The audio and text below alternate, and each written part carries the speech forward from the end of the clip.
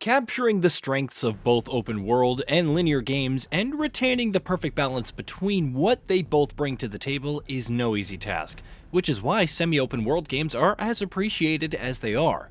In a previous feature, we highlighted 15 open world games that were the best of both worlds, offering both tightly designed linear gameplay as well as the freedom to explore larger areas at your own leisure.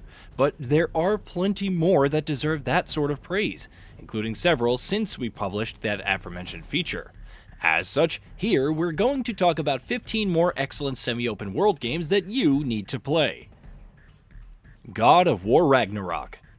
God of War Ragnarok's approach to wide linear design differs a bit from its predecessor, because rather than using the hub and spoke design of the 2018 title, it instead takes you to numerous large maps throughout its experience, and it's a change that works out for the best. In the addition to boasting excellent design that constantly encourages exploration, God of War Ragnarok's maps also exhibit an impressive amount of visual and design variety. Resident Evil Village. The Resident Evil franchise has always held up exploration as one of its key pillars, with some notable exceptions, so expanding that to a setting that emphasizes that aspect even more heavily felt like a natural step forward in Resident Evil Village. The titular village is a large environment that remains immensely fun to navigate throughout the experience, especially as more of it opens up over time, while at the same time, through the 4 main areas connected to the village, the game also delivers the tight claustrophobic design that the series is known for in spades. Alan Wake 2. Where the original Alan Wake was a hyperlinear series of shooting galleries, its sequel goes in the exact opposite direction. Alan Wake 2 revels in slowing down the pace and allowing players to thoroughly immerse themselves across its main locations, where you have quite a bit of freedom to explore at your own pace, the rewards for which are almost always well worth the effort. Backtracking through older locations also remains satisfying as you gain access to previously inaccessible sections, while there are, of course, plenty of meticulously crafted linear sections to enjoy as well. Pikmin 4. Exploration is king in Pikmin 4, in a way that it never has been in any previous Pikmin games. By almost completely removing the concept of time limits, Pikmin 4 lets you explore every nook and cranny of its areas to your heart's content, without anything urgently pushing you towards the next main objective. And that is reflected in the way that the game's maps are designed as well. Each of them is significantly larger and boasts impressive variety, not only in visual terms but also in terms of how you interact with the environment and make it easier to navigate for yourself and your army of Pikmin. Like a Dragonation. Like all other RGG Studio games, Like a Dragonation focused on depth and detail over pure expanse.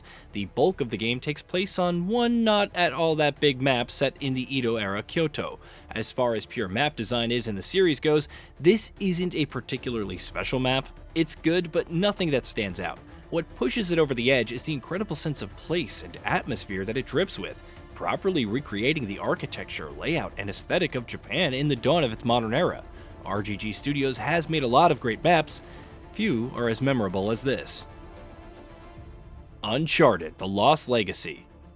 Uncharted 4 introduced elements of wide linear and semi-open world design to Naughty Dog's traditionally hyper-linear series, and its standalone follow-up, The Lost Legacy, took that to even greater heights.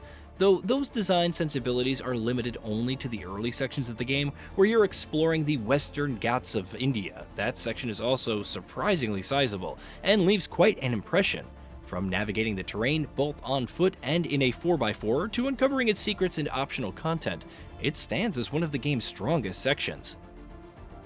Super Mario: Bowser's Fury. People have been wondering what an open-world Mario game would look like for a long time. And never have we come closer to seeing what something like that would look like than with Bowser's Fury. Released to the world as a standalone addendum to Super Mario 3D World Switch port, Bowser's Fury is an incredible 4-hour romp that somehow manages to perfectly blend Super Mario's tight platforming and level design with open-ended design and an emphasis on exploration. Hopefully, we'll be seeing more of that from the franchise in the not-too-distant future. Lies of P. Souls-like design has become like a second language to many by now, but even though there's no shortage of games that try their hand at it, very few of them in recent years have done it as well as Lies of P. The city of Krat is massive and winding, and making your way through its intertwining areas that loop in and around themselves never loses its spark. It helps, of course, that the game looks as gorgeous as it does because around nearly every corner is something new and exciting to see. Lords of the Fallen. Developer Hexworks said prior to Lords of the Fallen's launch that it was building the game as a Dark Souls 4.5, and while the Souls-like action RPG doesn't quite hit that level of quality, it does have plenty of the right elements in place. Its expansive world, though not fully open by any means, encourages exploration constantly, which is made that much more interesting by the game's dual realm mechanic.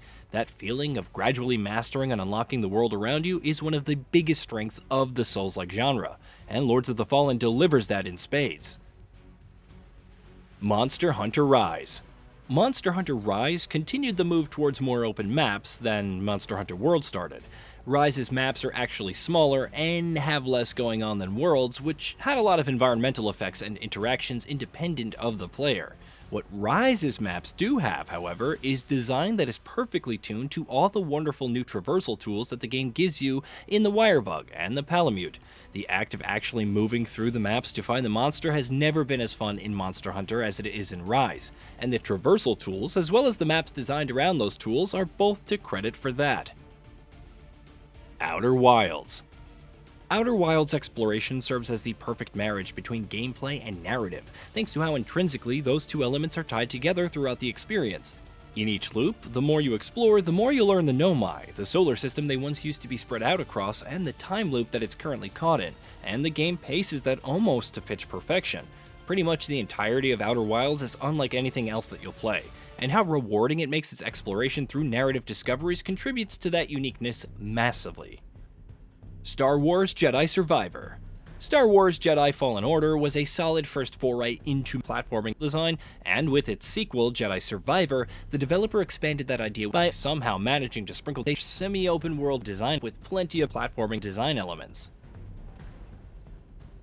Prey. Prey's Talos 1 is probably the best setting we've ever seen in an Arcane game, which, as those who have played other Arcane titles will tell you, is high praise to say the least. The space station is not only dripping with atmosphere, it's also spectacularly designed. Navigating its environments and slowly being able to unlock more and more of it as you grow more powerful makes for an incredibly satisfying and organic progression curve throughout the experience.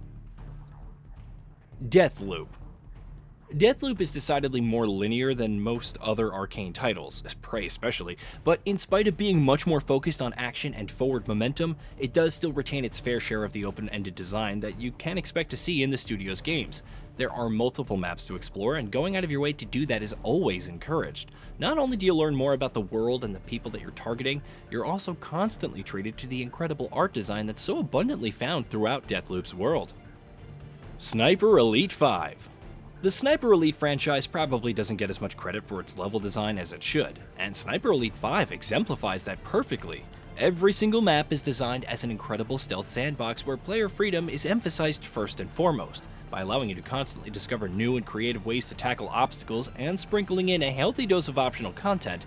Every map in Sniper Elite 5 becomes an absolute blast to explore as thoroughly as possible, while also making replays that much more rewarding. Hey, did you know that we at GamingBolt upload new videos every day? Stick around, drop a like, subscribe, and hit that bell, and let us know what kind of content you'd like to see in the future with a comment below.